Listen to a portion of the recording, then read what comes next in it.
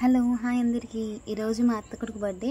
So వాడి birthday celebrations కోసం decoration items తీసుకుందామని చెప్పి మా తమ్ముని తీసుకొని బయటకు వెళ్తున్నాను.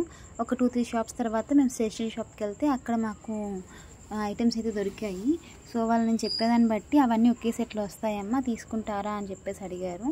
సరే చూపించండి అని చెప్పి చెప్పాము. అక్కడ నేను మా తమ్ముడికి ఎక్స్ప్లెయిన్ చేస్తున్నా, ఇలా అనుకుంటున్నాను అంటే నా మైండ్ ఏం ఫిక్స్ అయినా అది చెప్పాను అనమాట.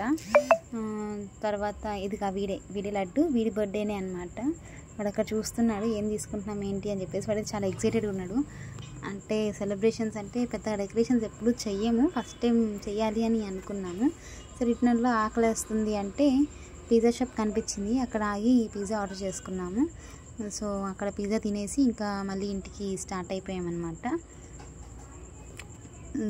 ఇక్కడ చూసారు ఎలా తింటున్నాడు. సో ఇంకా స్టార్ట్ అయ్యి ఇంటికి వెళ్ళగానే డెకరేషన్ స్టార్ట్ చేసాము. ఇక్కడ కనిపించేది మా తమ్ముడు, అలాగే మా అత్త కొడుకు పెద్దోడు, ఈ అమ్మాయి మా అత్త కూతురు. సో అందరం కలిసి ఇక్కడ మేము డెకరేషన్ చేస్తూ ఉన్నాము. ఈలోపే మా మామయ్య కూడా కేక్ అయితే తీసుకొస్తూ ఉన్నారనమాట. అది ఆన్ ద వేలో ఉంది, ఇంకా చేస్తున్నాము. చూసారా వచ్చేసింది కేక్. ఇంకా అది వచ్చేసి కూల్ కేక్. మా మామయ్య తీసి లోపల పెట్టేశారు. ఇది డెకరేషన్ అయ్యి మేము రెడీ అయ్యే లోపల లేట్ అవుతుందని చెప్పేసి.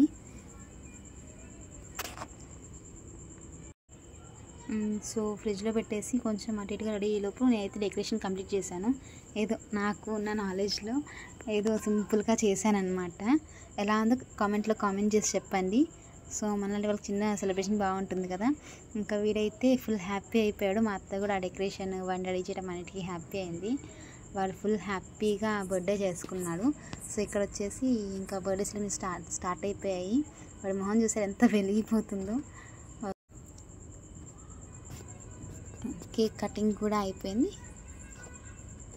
సో ఈ విధంగా సెలబ్రేషన్స్ అయితే కంప్లీట్ అయ్యాయి అన్నమాట.